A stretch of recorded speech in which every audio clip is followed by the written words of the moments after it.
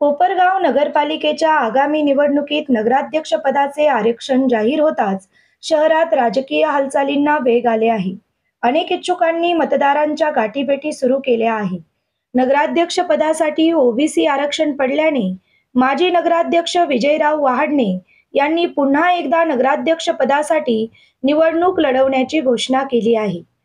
सन 2016च्या निवडणुकीत त्यांनी भाजपकडून उमेदवारी न मिळाल्याने अपक्ष म्हणून निवडणूक लढवून राज्यातील सर्वाधिक मताधिक्याने विजय मिळवला होता.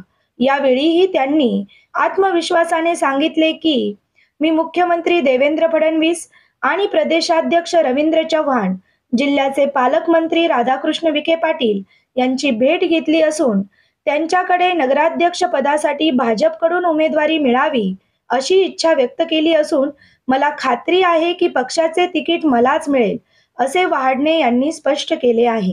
नगर परिषदेची निवडणूक आता जवळच आहे आणि आपण अनेक प्रभागांमध्ये फिरताय, काय तुमची तयारी आहे?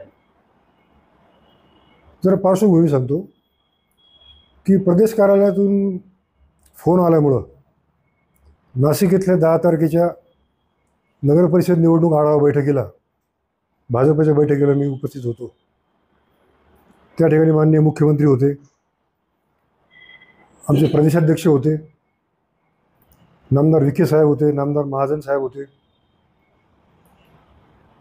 नामदार फडणवीसजी, नामदार रवींद्रजी चव्हाण, नामदार राधाकृष्णजी विखे यांना मी लेखी पत्र दिलं की 2016च्या निवडणुकीमध्ये मी अपक्ष म्हणून महाराष्ट्रामध्ये सर्वात जास्त मतांनी मी निवडून आलो, तर यावेळी मला पक्षाची उमेदवारी मिळावी असे लेखी पत्र मी त्यांना दिलं.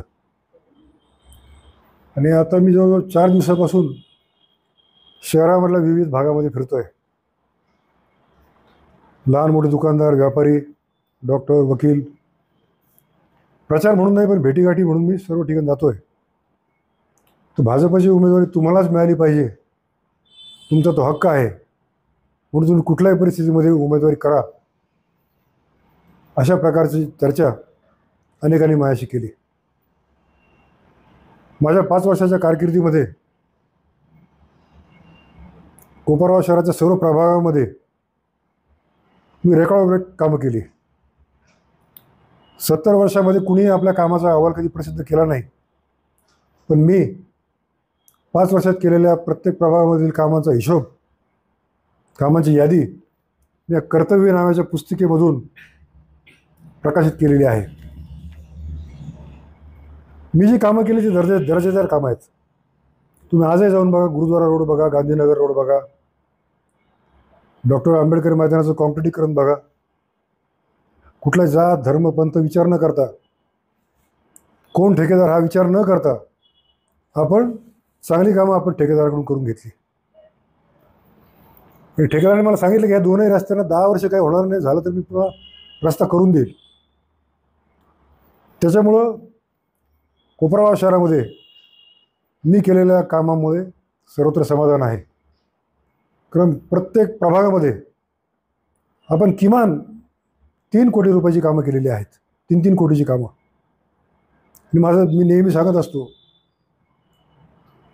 की एकाही नगरसेवकाने किंवा एकाही नागरिकाने जरी सांगितलं की आम्ही सांगितलेलं काम आमचं ऐकलं नाही, आमची उपेक्षा केली, टाळाटाळ केली, आमचं काम जाणीवपूर्वक केलं नाही, असं एकाही जरी कोणी जर सांगितलं तर मी या निवडणुकीमधून माघार घेईल.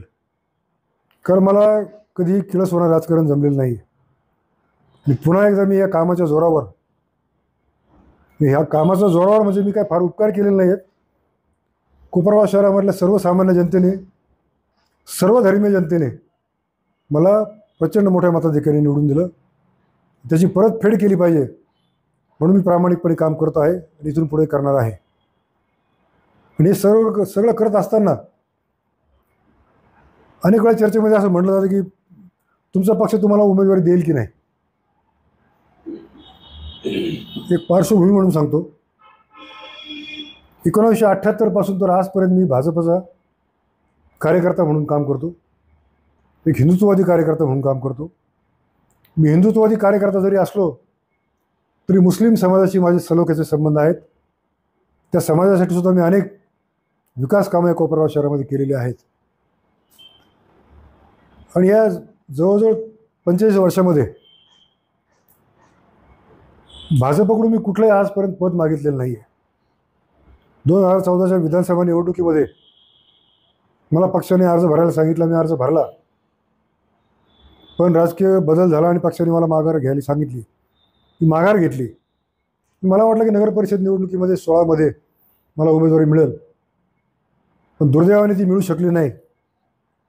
आणि म्हणून मला नाईलाजानं मला अपक्ष म्हणून उभं राहावं लागलं आणि समाजाने मला स्वीकारलं. कारण माझ्यावर झालेला अन्याय, त्या अन्यायाला उत्तर कोपरगाव शहरामधल्या नागरिकांनी दिलं. पण यावेळेस मला खात्री आहे की मला पक्ष भाजपची अधिकृत उमेदवारी दिल्याशिवाय राहणार नाही. आणि त्या अपेक्षेनेच मी कोपरगाव शहराच्या पेठेमध्ये नागरिकांमध्ये माझे विचार मांडत आणि संपर्क करत फिरतो आहे.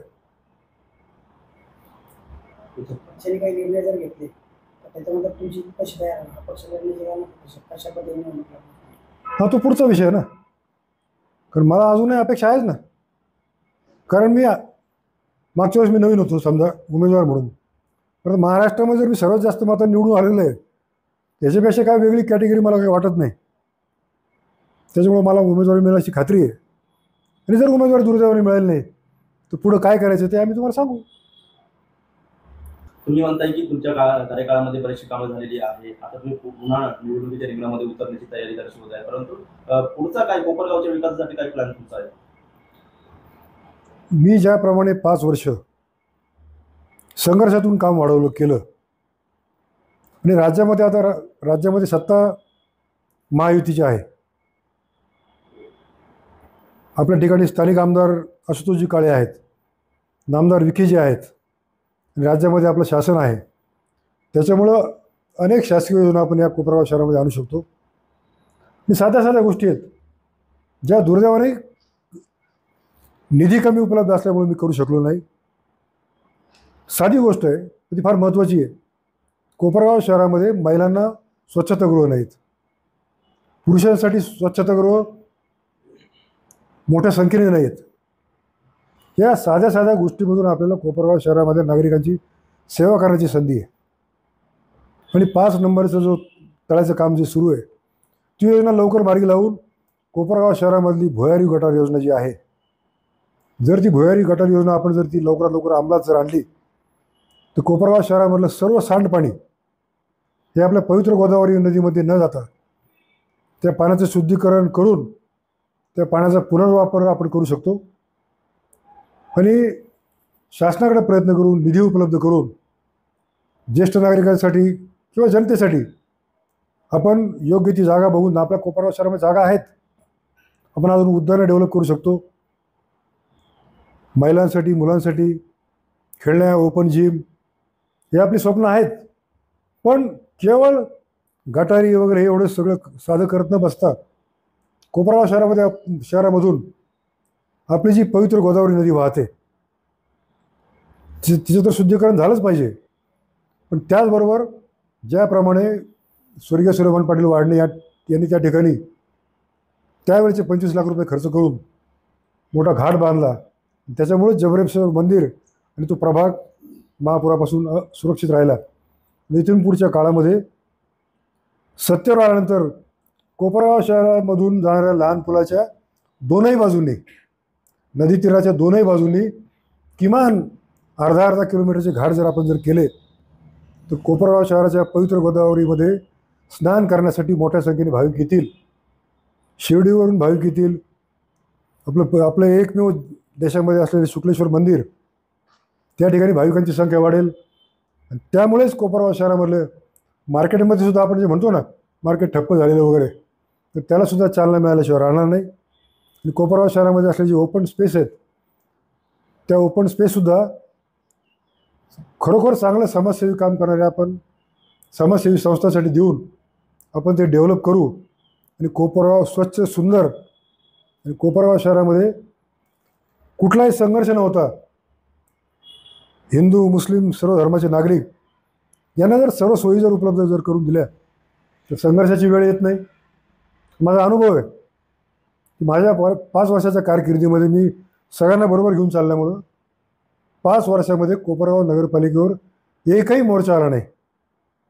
5 वर्षामध्ये कोपरगाव शहरामध्ये कधी कोणालाही टँकरने पाणी वापरायची वेळ आली नाही.